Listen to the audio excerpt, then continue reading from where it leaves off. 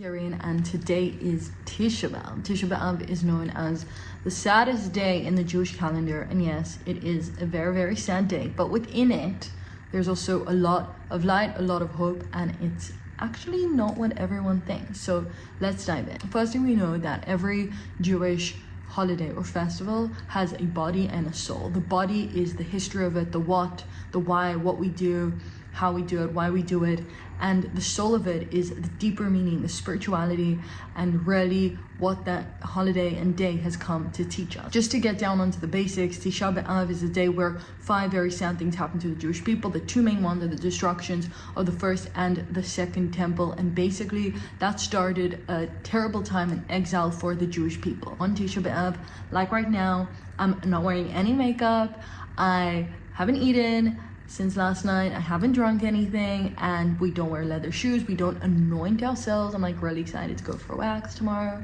So we kind of take down all the physicality in order to make space for introspection, for self-reflection, and for spiritual connection. A lot of people are like, Yirin, why should I fast? Like, isn't fasting just punishing ourselves? And I'm like, no, we're not fasting to punish ourselves. We're actually fasting to create that space, and that sacred space is exactly what we have going on right now. So right before the fast, I hit up a friend and I asked her, I was like, are you gonna be fasting this year? And she was like, Yirin, why would I fast? I'm not religious. And I'm like, I don't fast because I'm religious. I fast because I'm a Jew, and for me, Tisha B'Av is this day of remembering my people's history, of the past, of like our collective memory. I just feel that a lot of us, we kind of get into this like dichotomy, this black and white, like if I'm religious, this is what I do, if I'm not religious, this is what I do. But I feel that Jewish identity is so beyond that. It's so beyond religion. It's not just our Torah and the wisdom that comes with it. It's our people, it's our history, it's our language,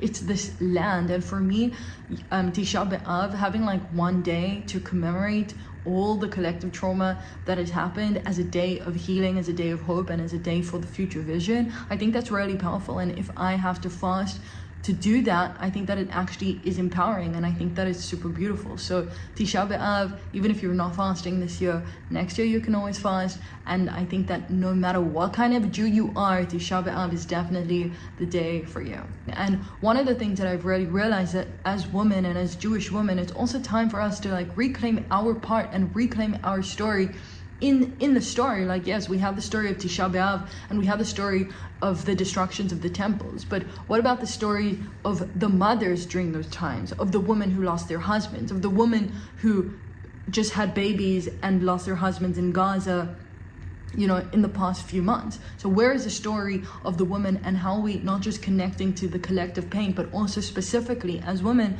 to the collective pain of the women? And I think that we kind of have, all of us, all the women in the world, and especially in our personal experiences as Jewish women, this collective female pain body. And in the same way that we have trauma in our body from experiences that we have gone through, we also have this intergenerational trauma that is not just from our mothers and our grandmothers, it goes all the way back. And I think that it's really crazy to also think about, number one, it can give us a lot of empathy and more compassion, knowing that we are carrying a lot of this intergenerational collective trauma, also the wisdom, but we're carrying all of this trauma, and just learning to be kind and learning to feel that, and using the body in ways that we can tap into it and also to release it. And I feel like we are the generation of the land of the body, and us coming back to Eretz Yisrael is coming back to the body, the wisdom of the body that is all being uncovered, learning to connect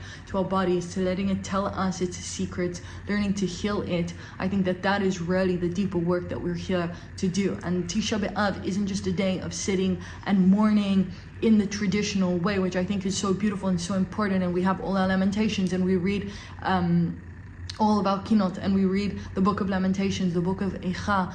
But I think that we also need to imbue other important, beautiful, somatic experiences of healing and connection. And that's just something, this morning I woke up and I was on the floor and I was dancing and moving, not to music, not to fun, but to actually feel it in my body. And tears came out, was really, really fun. So I did want to touch on that like somatic collective healing aspect of Tisha B'Av, which I think is really powerful and that we don't think about enough.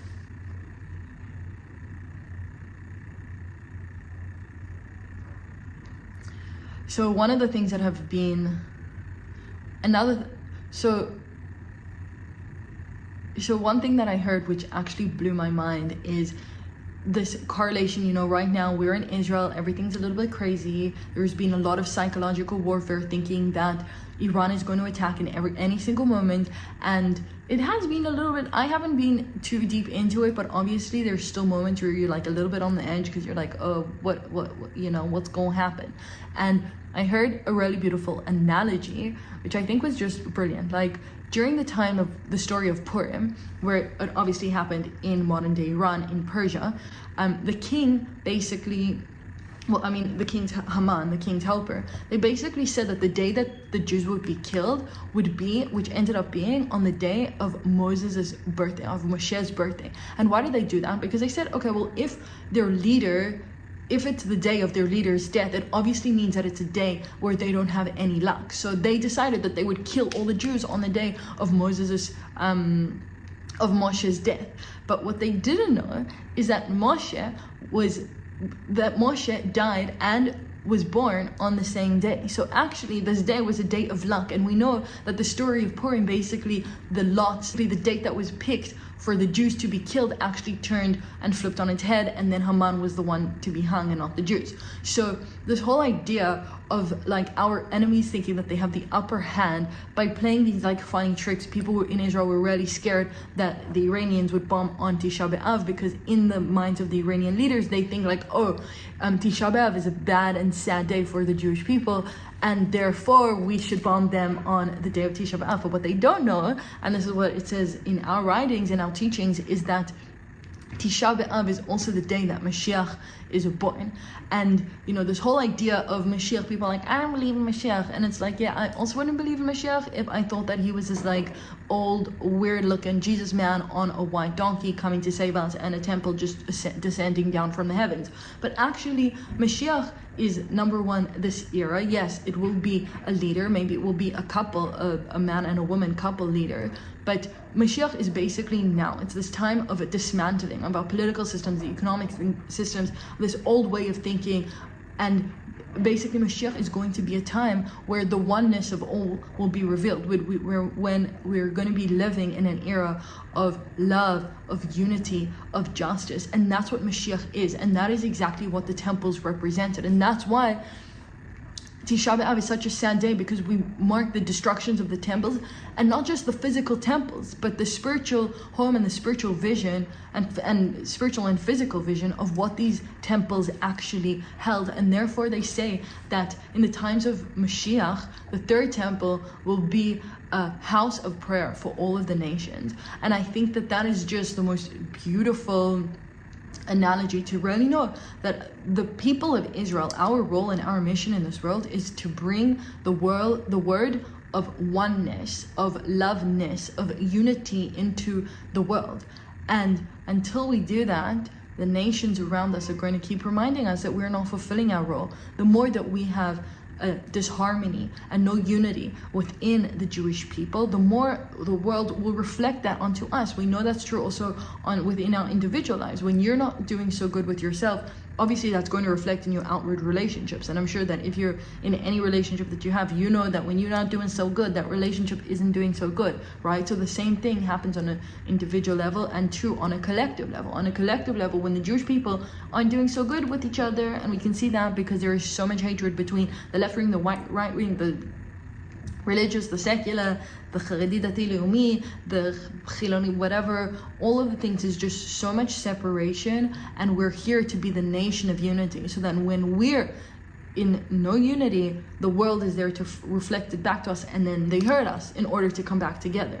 So that's kind of the game and the play. So Tisha B'Av is really there. They say that the second temple was destroyed because of sinat chinam, because of baseless hatred, and that is the opposite of what the Jewish people are meant to be bringing to this world, which is unconditional love, which is baseless love.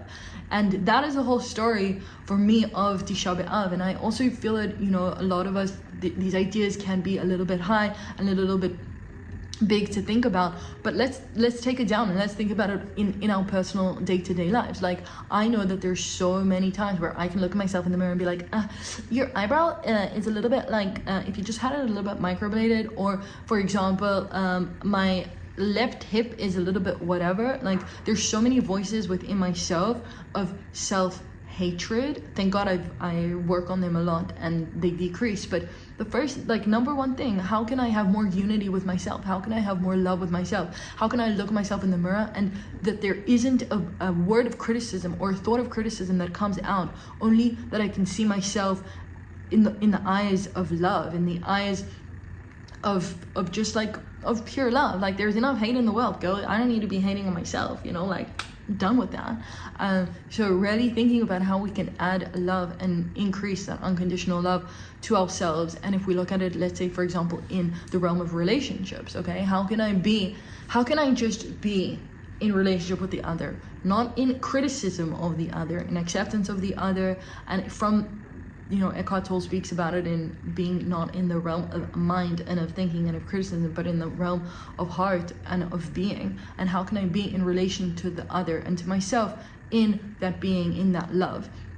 So these ideas of that we explore on Tisha B'Av are so relevant to our lives, and we need to do them, and we need to make these fixes on a personal level, and we also need to make them on a collective level, on an individual level, on a national level. And for me, that's really the beauty of days like Tisha B'Av, that they're here to remind us of our deepest longings, to remind us of our highest selves individually, our highest selves collectively. And that is the magic of Tisha B'Av. So I hope you have a good rest of your fast, if you're fasting, and if not, I hope that you can take just a moment to introspect, to go deep, to go inside, and we'll see you next time. If you like this video, subscribe. This is a brand new channel and I want to be spreading these beautiful ideas to more Jewish men and women all over the world. So we'll see you soon.